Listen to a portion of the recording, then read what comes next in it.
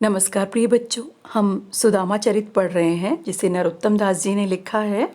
हमने देखा कि जो सुदामा है वो द्वार पर पहुंच गए हैं और द्वारपाल से कृष्ण के बारे में पूछ रहे हैं। अब देखिए, ऐसे बेहाल बिवाइन सो पग कंटक जाल लगे पुनि जोए, हाय महादुख पायो सखा तुम आए इते न किते दिन खोए, देखी सुदामा की दीन दशा करुणा करके करुणा निधि रोए, पानी परात को हाथ छुयो नहीं, नैनन के जल से पग धोए।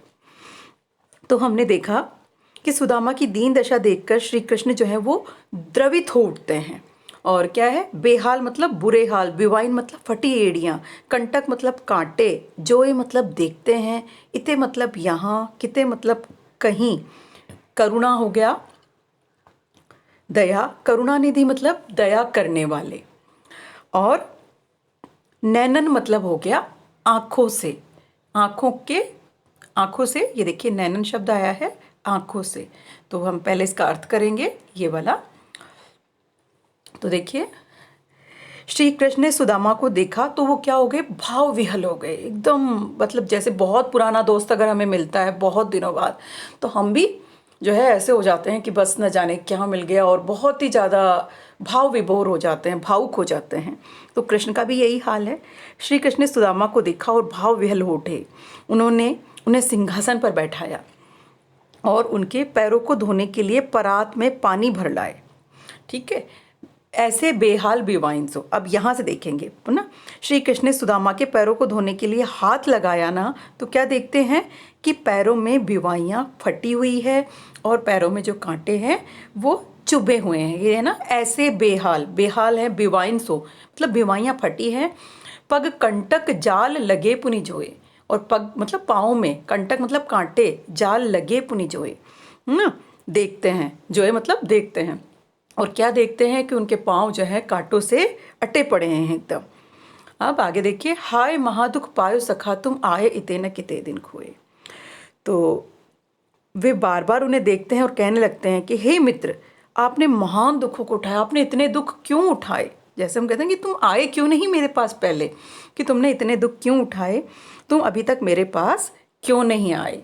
देखिए सुदामा की दीन दशा, कि सुदामा की जो दीनहीन दशा है उसको देख करके करुणानिधि अर्थात भगवान कृष्ण जो क्या है, करुणा करने वाले हैं, करुणा के कहेंगे करुणा की निधि मतलब आगार खजाना है, वो क्या करते हैं, पानी परात को हाथ छूने, कि जो पानी और परात, परात जो पानी से भर के मंगवाई थी उन्होंने पाँव धोने के लिए, अब उसको तो उन्होंने हाथ भी नहीं लगाया, अपितु उन्होंने अपने आँखों के जल से, आँखों के जल मतलब आंसुओं से ही सुदामा के पैरों को धो दिया।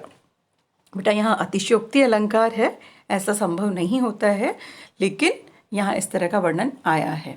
अब देखो, कछु भाभी हमको दियो सो तुम काहे न देत, चापी पोटरी काख में रहे कहो के हेतु। अब क्या है कि पैरों को धोते समय श्री कृष्ण ने देखा कि सुदामा जी एक पोटली को बार बार जो है ना अपने बगल में छिपा रहे हैं। तो कृष्ण ने उनसे क्या पूछते हैं कि जो भाभी ने उपहार मेरे लिए भेजा है उसको तुम मुझे क्यों नहीं देते हो, है ना, उस पोटरी को तुम बार बार क्यों छुपा रहे हो ना। तो ये बताओ ऐसा करने में क्या संकोच है। अर्थात कहने का मतलब यही है कि श्री कृष्ण के राजसी ठाट को देख करके, है ना, जो सुदामा जी की पत्नी ने उनको जाते वक्त एक चावल की पोटली दी थी उसको देने में भी संकोच कर रहे हैं, और कृष्ण उनसे वो मांग रहे हैं। अब क्या कह रहे हैं, आगे चना गुरु माता दये ते, लय तुम चाबी हमें नहीं दीने, श्याम कहो मुस्काए सुदामा सो, चोरी की बान में हो जो प्रवीणे, पोटरी काख में चापी रहे तुम, खोलत काहि सुधारस भीने, पाछली बानी अजो न तजो तुम, तेसे भाभी के तंदुल कीने।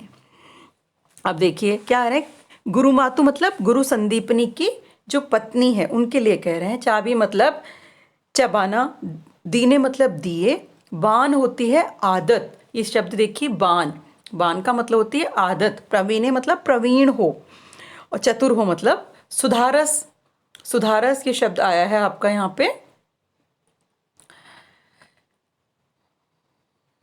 ये सुधारस शब्द, सुधारस मतलब होता है अमृत से सने हुए, भीने मतलब सने हुए, पाछिली मतलब पिछली, है ना। तंदुल होते हैं चावल। ये शब्द आप देखिए यहाँ पे, अब आपको स्पष्ट दिखाई देगा। तंदुल, तंदुल का मतलब होता है चावल। तो क्या कह रहे हैं, ये सवैया आपको पता है नरोत्तम दास जी ने लिखा है, और इसमें श्री कृष्ण क्या कह रहे हैं, भाभी द्वारा दी गई भेंट को मांगे जाने पर जब सुदामा संकोच करते हैं तो कृष्ण उन्हें बचपन के चनों की जो चोरी की घटना है वो याद दिलाते हैं, उनसे कहते हैं, और उनसे वे चावल की पोटली लेते हैं। उसी का वर्णन यहाँ किया गया है कि एक बार क्या होता है, श्री कृष्ण सुदामा से क्या कह रहे हैं कि आगे चना, कि पिछले समय में जब हम गुरु जी के आश्रम में थे तब गुरु माता ने हमें क्या दिए थे, चने दिए थे, है ना। गुरु माता ने हमें चने दिए थे, लेकिन मेरे हिस्से के चने भी तुम खा गए थे। और श्री कृष्ण ने मुस्कुराकर सुदामा से कहा कि तुम चोरी करने में कुशल हो।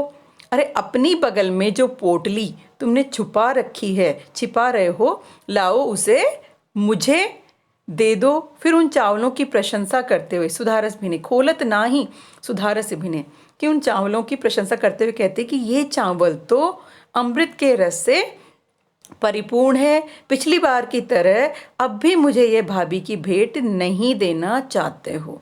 कि एक बार जब उन्होंने उन्हें जंगल में लकड़ी काटने के लिए जाते वक्त गुरु माता ने चने दिए थे, तो रात में ठंड के समय में पेड़ पर, अलग अलग पेड़ों पर दोनों जो है बैठे हुए थे, तो वो कड़कड़ाती ठंड में चने चबाए जा रहे थे। कृष्ण ने पूछा कि क्या है, बोले वैसे ही दांत किटकिटा रहे हैं। तो उसी घटना को यहाँ कृष्ण याद दिला करके उनके संकोच को तोड़ने की कोशिश कर रहे हैं एक तरह से, और उनसे वो जो चावल सुदामा की पत्नी ने भेंट स्वरूप कृष्ण को दिए, लेकिन संकोचवश इतने बड़े राजा को इतनी तुच्छ भेंट देने में सुदामा को जो संकोच है, इस कारण वो दे नहीं रहे। लेकिन कृष्ण अपनी वाक्पटुता से वो चावल उनसे ले लेते हैं। धन्यवाद।